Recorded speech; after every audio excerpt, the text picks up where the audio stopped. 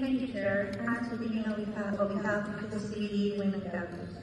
During every hour that Paris is delaying and sending decisions further down the line, women and girls in all our diversity, indigenous peoples, local communities, youth, and other right holders are losing their lives and livelihoods and even loss of identity and future.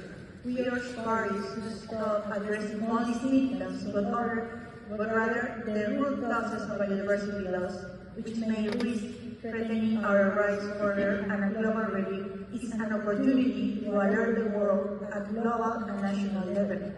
As we transition from Substance 27 into the first meeting of the Article 8, the CBD Women's Campus and its membership of diverse experts stand ready as a committed partner in achieving the objectives of the CBD and the targets of the KNGBF. We urge parties to fully recognize and respect our rights, knowledge, and contributions, and see us as equal partners in our shared goals.